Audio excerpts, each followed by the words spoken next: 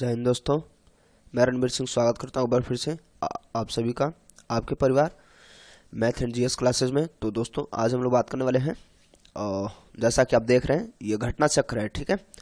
तो समसामयिकी 2020 का, और ये हम लोग 2020 से 19 यानी कि पीछे की ओर चलेंगे, ठीक है।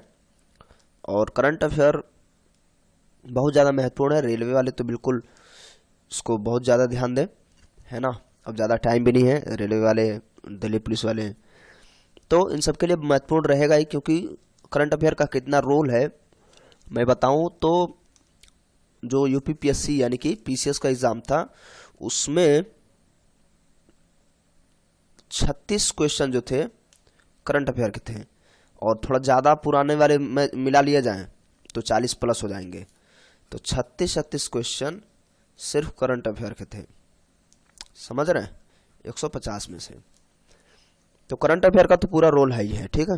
तो ये देखिए घटना चक्र है, और पूरा मैं सोच रहा था इसको कंप्लीट करूं एक ही साथ। तो फिलहाल अब इसको पार्ट में डिवाइड करके, नहीं तो 3-4 घंटे का पूरा बनेगा, 4 या 5 घंटे का हो जाएगा। देखेंगे लास्ट में, अगर ऐसा कुछ होगा तो हम लोग पूरा एक साथ इसको समग्र देख लेंगे। तो फिलहाल इसमें पार्ट में हम लोग सॉल्व करने वाले हैं। तो वीडियो शुरू करते हैं। उससे पहले यदि आप चैनल पर नए हैं तो आपसे रिक्वेस्ट है कि आप चैनल को सब्सक्राइब कर लें, साथ साथ नोटिफिकेशन बेल को ऑन कर लें, जिससे मिल सकेगा नोटिफिकेशन सबसे पहले। दोस्तों के साथ शेयर करना बिल्कुल ना भूलें। और करंट अफेयर का यहाँ कोई भी पहलू छूटने वाला नहीं है, तो एंड तक जरूर बने रहें। और सबसे ज़्यादा रोल है करंट अफेयर का। तो स्टार्ट करते हैं हम लोग स्वच्छता सर्वेक्षण 2020 से ही, ठीक है। तो इसमें क्या है, ये क्या हो गया है भाई, हाँ इसमें हम लोग देखेंगे कि अच्छा ये कब से शुरू हुआ था, ये पूछ लेगा। तो 2 अक्टूबर 2014 से, देखिए करंट सेशन में ही आएगा, पुराना इतना कहेंगे कितना पुराना करंट अफेयर, मतलब ये पूछ लेगा ऐसे। तो स्वच्छ भारत अभियान का यहाँ से शुभारंभ हुआ था 2 अक्टूबर 2014 में, जब बीजेपी की सरकार बनी थी, ठीक है। और उसके बाद स्वच्छता सर्वेक्षण यानी स्वच्छ सर्वेक्षण, सर्वेक्षण का मतलब हम कहें तो एक रैंकिंग बनने लगी, ठीक है। सर्वेक्षण होने लगा कि कौन कहाँ किस मुद्दे पे जा रहे हैं या किस नंबर पे जा रहा है, इनाम वगैरह, यानी कि एक प्रतिस्पर्धा क्रिएट करने के लिए ये सर्वेक्षण शुरू किया गया 2 साल बाद, ठीक है। तो वो भी 2 अक्टूबर 2016 को, ठीक है। तो उस समय जो है 73 शहर लिए गए थे स्टार्टिंग में, फिर शहरों की संख्या लगातार बढ़ती जाएगी, 73 शहर लिए गए। उसके बाद 2017 में 434, 2018 में 4203, और उसके बाद 2019 में 4237 शहर लिए गए। और जबकि 2020 में तो 42, बड़ा आसान है, कुछ आंकड़ा टफ है नहीं, तो 42 शहर लिए गए थे, ये पूछ लेगा। तो देखिए 2019 और 20 का भी ध्यान में रखना है, 2016 का भी ध्यान में रखना है, 73, ठीक है। और इसकी परिणाम की घोषणा जो है हो गई है 20 अगस्त 2020 को, है ना। और ये जो परिणाम घोषित करता आवासन एवं शहरी मामलों के मंत्रालय द्वारा किया जाता है, और जिसमें 1098 शहरी निकाय ODF प्लस में, और 4083 जो है शहर ODF प्लस में प्रमाणित किए गए हैं, प्रमाणन दिया गया है, ठीक है। तो अब आगे चलते हैं हम लोग। इनको जो है स्टार देने का जो है एक प्रावधान शुरू हुआ है।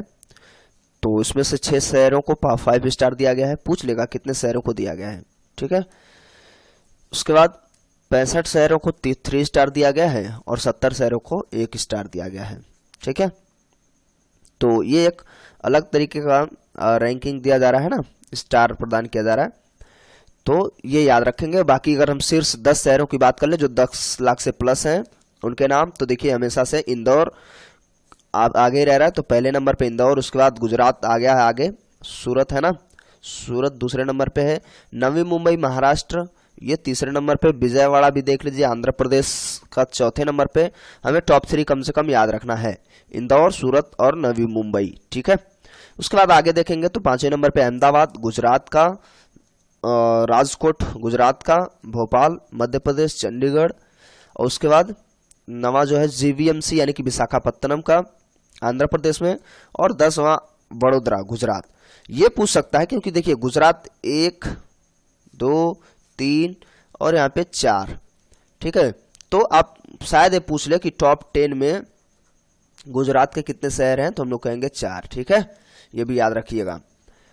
और सबसे ज्यादा इसी के हैं गुजरात के ही, है ना। एमपी तो पीछे रह गया देखिए पिछली बार से, इस बार जो है 2 ही शहर हैं इसके। चलिए यूपी स्पेशल वाले जिनका होता है, और ये देखिए पटना जो है लास्ट पायदान पे है, अंतिम स्थान पे पटना बिहार। उसके बाद टॉप जो है 20 शहरों में यूपी के भी कुछ शहर आए हैं, जो यूपी से संबंधित क्वेश्चन अगर जो भी अगर जैसे एग्जाम होता है ना, यूपीपी जो भी है तो उसमें पूछ लेगा कि यूपी के। तो लखनऊ जो है 12वें नंबर पे थी, आगरा 16 नंबर पे, गाजियाबाद 19 नंबर पे, प्रयागराज 20वें नंबर पे, ठीक है। ये प्रयागराज का रैंकिंग याद रखिएगा, कम से कम 20वें नंबर पे, ठीक है। उसके बाद अन्य में अगर हम देखें तो कानपुर 25 नंबर पे, वाराणसी 27 नंबर पे। ये इतना बहुत ज़्यादा डीप हो गया, लेकिन फिर भी मैंने इसमें कोई भी पहलू छोड़ा हुआ नहीं है। 1 से 10 लाख वाले शहर जो 10 लाख प्लस थे हम लोगों ने देखा, और ये 1 से 10 लाख वाले में नंबर 1 पे अंबिकापुर जो छत्तीसगढ़ में है, मैसूर कर्नाटक, और नई दिल्ली तीसरे नंबर पे, ठीक है, 1 से 10 लाख के बीच वाले। उसका स्वच्छ सर्वेक्षण 2021 का शुभारंभ हो चुका है, जो 3 जुलाई 2020 को स्वच्छ सर्वेक्षण 2021 की शुरुआत केंद्रीय आवासन एवं शहरी मंत्रालय द्वारा किया गया है, जिसके स्वतंत्र प्रभार के रूप में हरदीप सिंह पुरी हैं। ये भी पूछ लेगा, हरदीप सिंह पुरी क्या है, आवासन एवं केंद्रीय आवासन एवं शहरी मामलों के मंत्रालय यानी राज्य मंत्री हैं, और वो भी स्वतंत्र प्रभार के रूप में हैं। और ये जो है स्वच्छता सर्वेक्षण का 6वां संस्करण होने वाला है, ठीक है, ये 6वां संस्करण है, और ये भी आप ध्यान देंगे। पुरस्कार की नई श्रेणी की घोषणा प्रेरक दौर से हुई है, यानी कि उसको दौर कहा गया, यानी कि ये कैसे पुरस्कार का मामला है, देखिए DAUUR, ठीक है। तो डी से दिव्य, जो प्लेटिनम होगा, पूछ लेगा कि दिव्य क्या है, तो प्लेटिनम से होगा। ए से अनुपम यानी गोल्ड, उज्जवल मतलब सिल्वर, और उदित मतलब ब्रांज, ये याद रखेंगे। और उसके बाद आर आरोही मतलब जो एम्पायरिंग में आकांक्षी हैं, ठीक है, तो उनके लिए भी रखा गया है। तो उप श्रेणियां बनाई गई हैं पुरस्कार के लिए। चलिए ठीक है, ये मुद्दा खत्म, स्वच्छता खत्म। और NRA नेशनल रिक्रूटमेंट एजेंसी, ठीक है, ये हाल फिलहाल में काफी चर्चे में था, ठीक है। और वीडियो क्लिक मत करिए, इसमें से आपको क्वेश्चन कहीं भी छूटने वाला नहीं है, एक भी ऐसा कुछ छोड़ा नहीं जा रहा है। देखिए राष्ट्रीय भर्ती एजेंसी ये स्टार्ट किया गया अभी, तो ये किसके द्वारा किया गया था, केंद्रीय वित्त मंत्री निर्मला सीतारमण द्वारा 1 फरवरी 2020 को अपने बजट भाषण में NRA का गठन के बारे में बताया गया, यह प्रस्ताव पारित किया गया, ठीक है, प्रस्ताव रखा गया। अच्छा, ये वित्त मंत्री जो है ये पहली स्वतंत्र प्रभार के रूप में पहली महिला वित्त मंत्री हैं निर्मला सीतारमण जी, है ना, और रक्षा मंत्री भी थी। काफी कुछ रिकॉर्ड है इनके नाम पे, काफी रिकॉर्ड है। और हाँ, इससे पहले जो वित्त मंत्री बनी थी तो इंदिरा गांधी बनी थी, ये भी याद रखेंगे। चलिए ठीक है, आगे चलते हैं। NRA की स्थापना जो है 19 अगस्त 2020 को PM की अध्यक्षता में होती है, ठीक है, 19 अगस्त 2020 को। तो अगस्त 2020 भी याद रख सकते हैं आप, 19 से याद रखेंगे तो और भी बेहतर है। उसके बाद इसमें जो है ग्रुप बी और ग्रुप सी जो है, इसी में ग्रुप बी और ग्रुप सी के जो एग्जाम होंगे वो इसी के तहत किए जाएंगे, जिसके लिए CET कहा गया, यानी कि कंपलसरी एलिजिबिलिटी टेस्ट।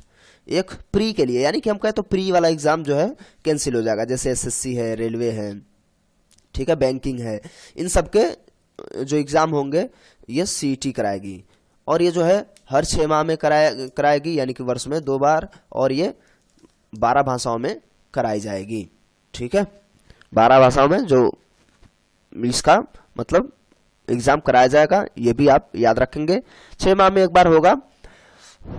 जो भी हो, क्या परेशानियां होंगी, क्या है उससे क्या मतलब, हमें करंट अफेयर पे ध्यान देना है।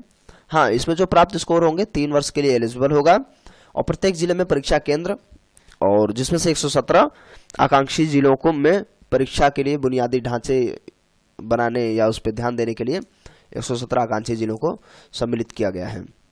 एनआरए जो है इसको खर्च मिला है 1517 यानी कि 1517.57 करोड़ रुपए का आवंटन हो चुका है। भारत सरकार के सचिव स्तर का अधिकारी जो है इसका अध्यक्ष बनेगा। सेक्रेटरी स्तर का जो भी अधिकारी होगा वो इसका अध्यक्ष बनेगा। ठीक है। उसके बाद अटल रैंकिंग ARIIA, ये भी याद रखेंगे। 2020 भारत द्वारा 2010 से 2020 के दशक में नवाचार दशक घोषित किया गया है। 2015 में वैश्विक नवाचार 81वें नंबर पे था। तो ये जो अटल रैंकिंग है ना, नवाचार के लिए दी जाती है। ठीक है, वैश्विक नवाचार। तो इसी के तहत ARIIA का यानी कि एरा कह सकते हैं का रैंकिंग घोषित किया है, जिसमें अब ये ध्यान देंगे भारत किस स्थान पे है वर्तमान में। फिलहाल हम लोग पुराने में देखना शुरू करें तो 2015 में वो 81वें नंबर पे था। सुधार होते होते अब कितने नंबर पे पहुंच गया है? 48वें नंबर पे भारत पहुंच चुका है। ठीक है, तो ये याद रखेंगे। और ये जो है एक शिक्षा मंत्रालय की पहल है। ठीक है, ये भी याद रखेंगे। और इसमें क्या है? नवाचार उपलब्धियों पर संस्थाओं की अटल रैंकिंग। ये शिक्षा मंत्रालय द्वारा, ये जो ARIIA है इसका जो है पूरा नाम है नवाचार उपलब्धियों पर संस्थाओं की अटल रैंकिंग। ठीक है, शिक्षा मंत्रालय द्वारा ये मतलब चलाया जाता है। तो ये भी पूछ लिया जाएगा कि किस मंत्रालय द्वारा अटल रैंकिंग की घोषणा की जाती है। और ये देखिए 18 अगस्त 2020 को उपराष्ट्रपति ARIIA को जारी किया था उपराष्ट्रपति जी ने 18 अगस्त 2020 को। और ये पहला संस्करण इसका 2019 में था। ठीक है, ये भी याद रखेंगे।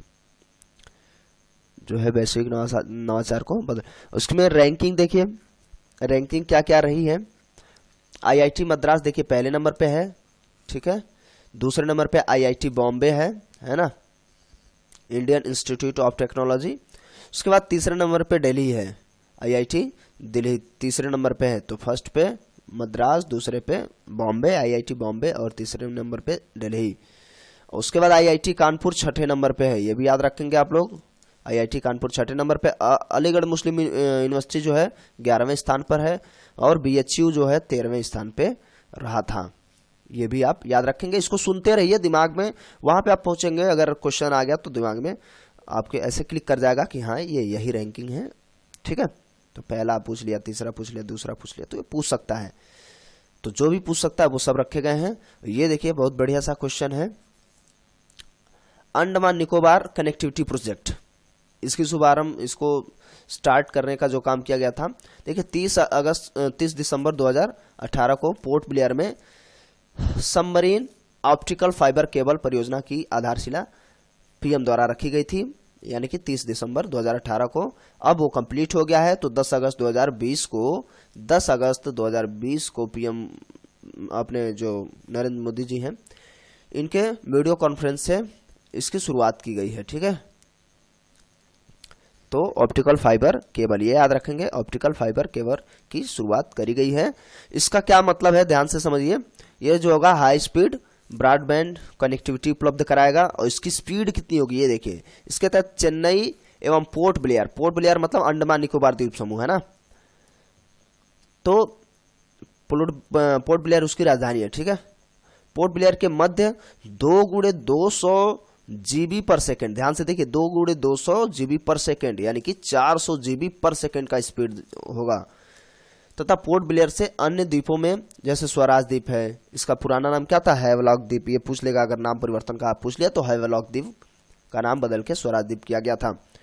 उसके बाद लिटिल अंडमान, कार निकोबार, कोरमोट, ग्रेट निकोबार, ठीक है, लॉन्ग आइलैंड और रंगट के मध्य में भी ये 2x200 GB पर सेकेंड के स्पीड में कनेक्टिविटीज की रहेगी। ये भी याद रखिए।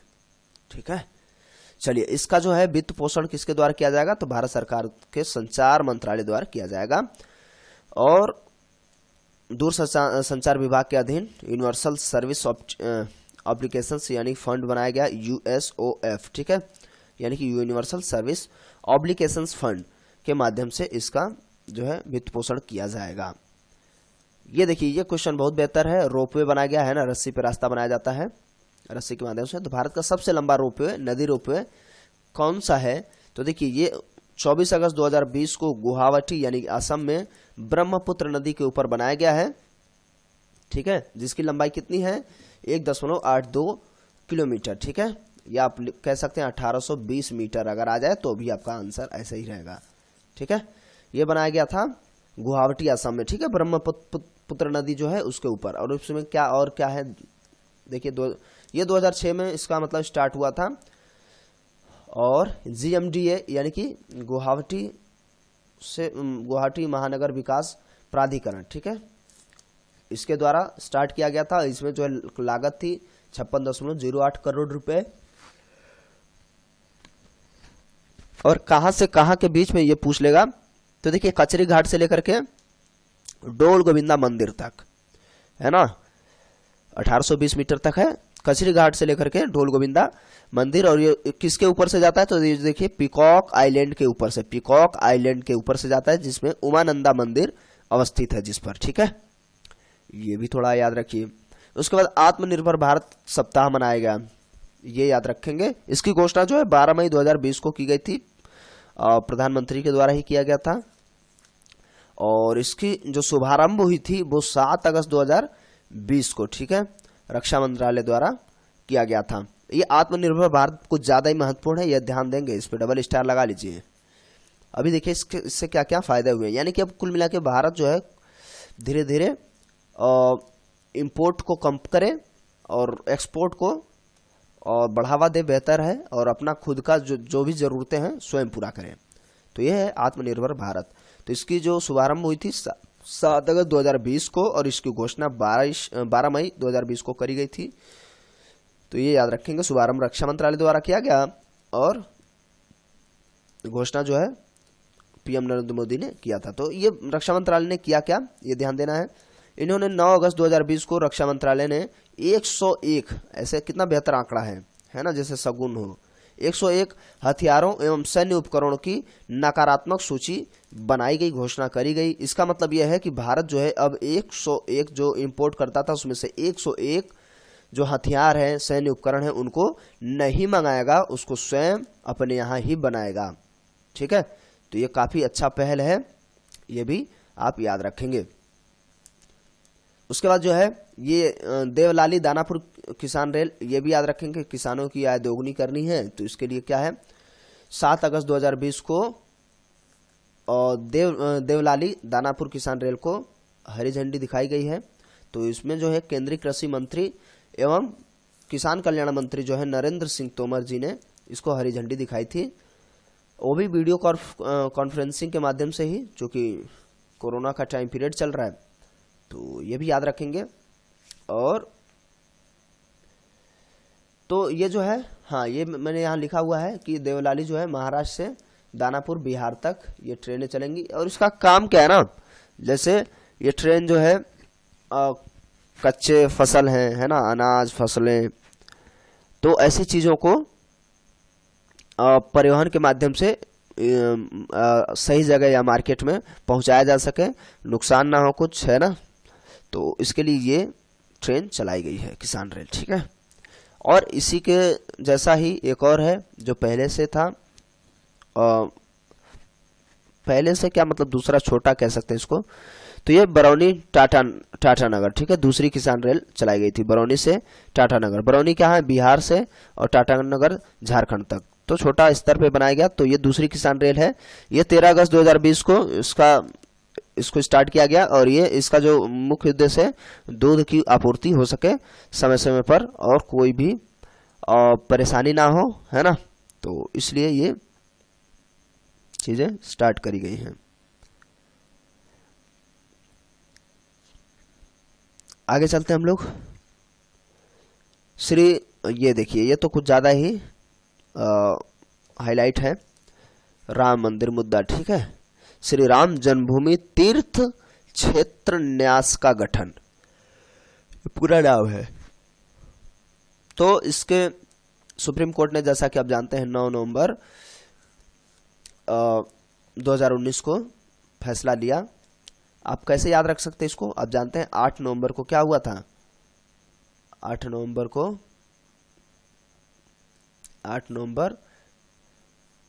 2016 ना, 2016 ही है, को नोटबंदी हुई थी। तो उसके एक दिन बाद आप याद रख सकते हैं 2019 में सुप्रीम कोर्ट ने फैसला लिया कि ये जो है, जो विवादित ढांचा है या जमीन है वो श्री राम जन्मभूमि तीर्थ क्षेत्र न्यास को दिया जाएगा, और इसके गठन के लिए उसने और तुरंत जो है आदेश भी दिया गवर्नमेंट को। ठीक है, सुप्रीम कोर्ट की बात कर रहा हूं मैं। तो ये याद रख लेंगे। स्वीकृति जो है, स्वीकृति गठन के लिए 5 फरवरी 2020 को मिली थी। भूमि पूजन हुआ जो पीएम नरेंद्र मोदी द्वारा प्रत्यक्ष रूप से किया गया।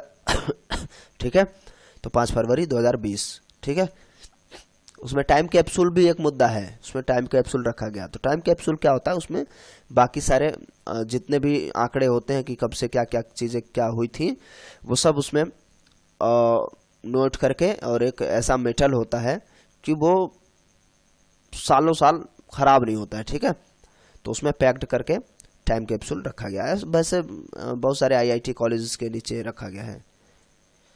ठीक है, तो ये भी एक थोड़ा सा था। तो ये पूछ सकता है कि टाइम कैप्सूल क्या है, तो आप कह सकते हैं कि जो भी सदी रही हो या जो भी समय रहा हो, उसका एक हम कहते तो जानकारी की एक पोटली होती है ना। तो ऐसा कुछ भी उसमें बन के आएगा, लिख के आएगा, अगर आएगा तो करंट अफेयर इससे, तो जानकारी का एक सोर्सेज है, ऐसे कुछ भी। हाँ, तो इसमें जो है 15 सदस्य हैं। ठीक है, और इसमें से एक सदस्य जो है सदैव दलित समाज से रहेगा। ठीक है, ये भी याद रखेंगे।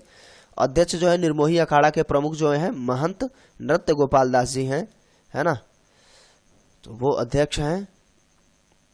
इसके महासचिव जो हो जाएंगे चंपत राय। मंदिर निर्माण समिति का अध्यक्ष जो हो जाएंगे पूर्व प्रधान सचिव जो होंगे नृपेंद्र मिश्रा जी होंगे।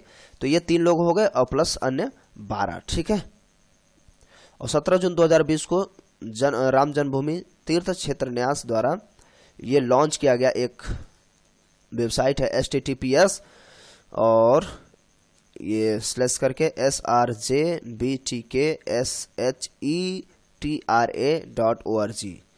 तो ये भी भैया याद रखिएगा, लॉन्च किया गया। ठीक है, हाँ, तो बस इस वीडियो में इतना ही था, और चूंकि मैं एक ही साथ कंप्लीट करना चाहता था इन सबको, तो कई घंटे का बनता लेकिन कंप्लीट हो जाता। तो कोई बात नहीं है, छोटे छोटे पार्ट में हम लोग कंप्लीट करते हैं। और एक चीज़ तो समझ लीजिए, चाहे जो भी एग्जाम हो सबके लिए महत्वपूर्ण रहना ही रहना है, और कुछ भी छूटेगा नहीं यहाँ से, देखिए, है ना। तो पूरा घटना चक्र का पूरा एकदम से सारांश इसमें रख रहा हूँ मैं, और 1 से 2 बार आप देख लीजिए बस, परीक्षा के समय में 1 बार पहले देख लीजिए, और फिर समय आए तो फिर देख लीजिए। ठीक है, तो 1 से 2 बार देख लेंगे तो आपका एक कंप्लीट हो जाएगा, टेंशन मुक्त हो जाएंगे, आराम से जाके करंट अफेयर का कितना रोल है ये बताने की जरूरत नहीं है ना। तो ठीक है, फिलहाल इस वीडियो में इतना ही। ये वीडियो कैसा लगा, कितना हेल्पफुल रहा, आप कमेंट करके जरूर बताएंगे, और दोस्तों के साथ शेयर करना बिल्कुल ना भूलें, और वीडियो को लाइक कर दीजिए अभी तक आपने नहीं किया है, चैनल को सब्सक्राइब नहीं किया तो प्लीज़ कर लीजिए, साथ साथ जो घंटी है उसको भी दबा लीजिए, जिससे मिल सकेगा अगली वीडियो की जानकारी आपको पहले ही पता चल जाएंगी जब भी वीडियोस अपलोड होंगे। ठीक है, नोटिफिकेशन मिलता रहेगा। तो बस ठीक है, आज के लिए इतना ही, मिलते हैं अगले वीडियो में, तब तक के लिए नमस्कार, जय हिंद, जय भारत।